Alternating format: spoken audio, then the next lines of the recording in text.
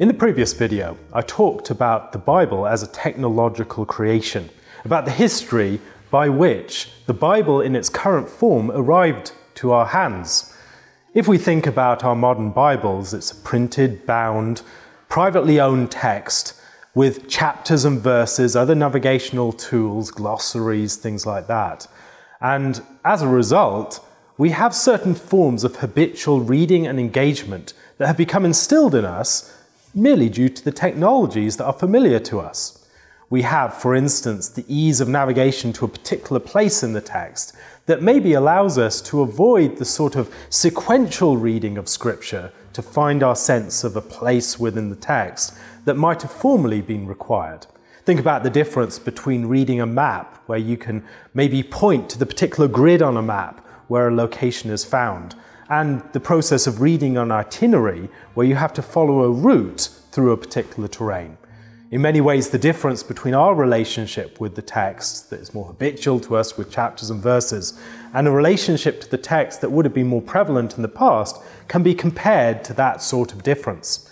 Whereas in the past, you'd have to have a sense of the terrain and the path that leads to a particular juncture within the text. Now we can just get the map reference, as it were, the chapter and the verse, and point to the place and say, there it is.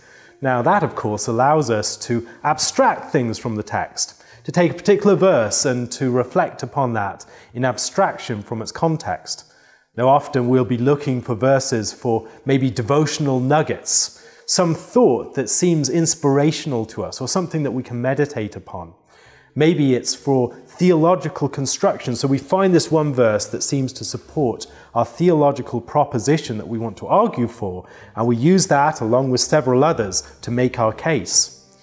Now that is a form of engagement with the text that is invited and elicited by a certain form of technology. And many Bibles now are trying to get around that sort of engagement. We have Reader's Bibles, for instance, which remove chapters and verses and encourage us to engage with the text, maybe as we might read a novel, to spend time with longer passages and to read the text through, not just to jump in at isolated place as if we're airdropping into the text from above. Now, different sorts of texts, different sorts of books, invite different sorts of engagement.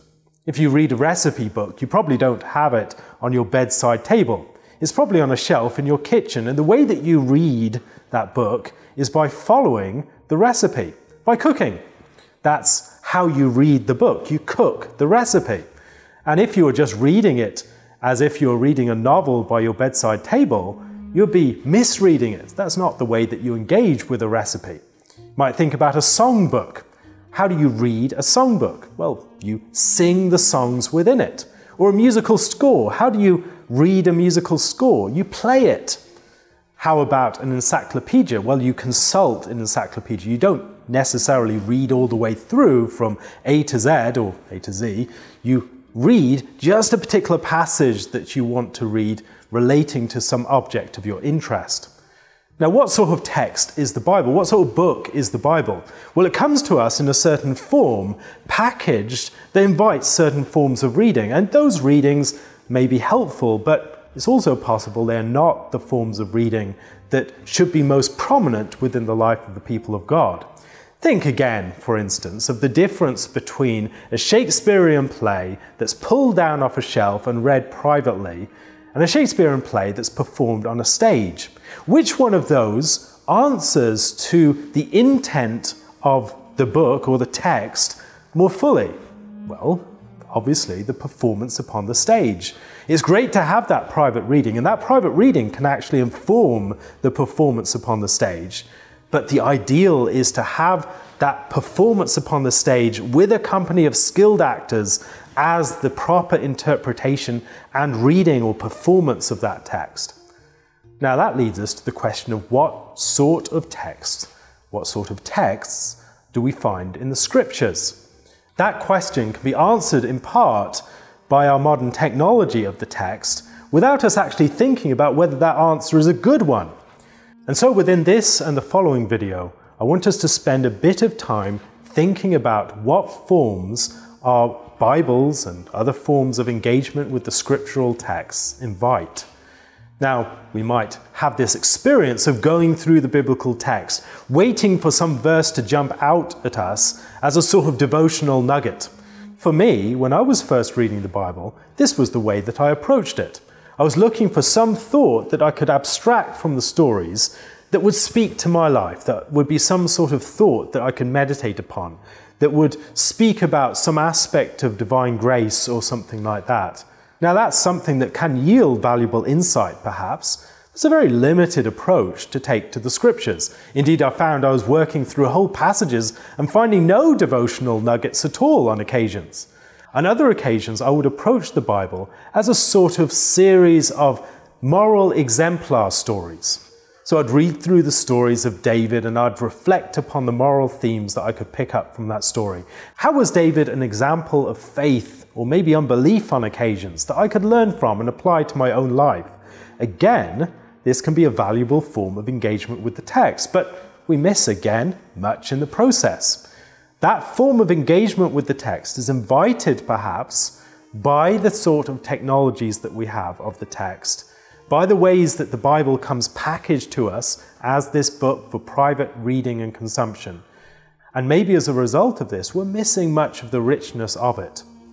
Another way in which we can approach the text is as bricks to be built into this theological edifice. So we gather these bricks and we put them all together and we build a theological system.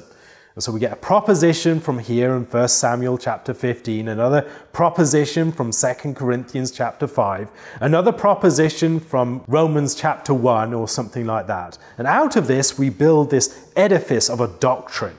And then we build the doctrines together in a larger theological system.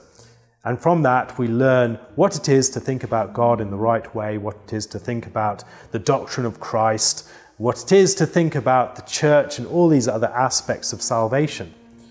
And that again is an approach to the Bible that has some benefits, but it is a limited one. It's an approach to the Bible that is missing and maybe distorting much in the process.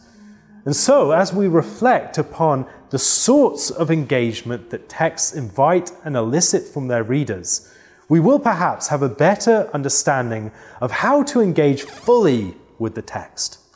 Think again of that example of the Shakespearean play. The text itself invites that performance upon the stage with a company of actors. And the individual reader who understands this may read something like Hamlet by themselves, but they'll always feel that yearning for a company of actors who are skilled in this text to perform it with them, that they could actually be part of that company, and their reading would not just be a private silent reading, but a public vocal performance of that text, that in the very process of performing that text would help to interpret and explain and bring out the richness of that text. Now, how can we apply that insight to our reading of the Bible? Within the next video, I hope to get into this.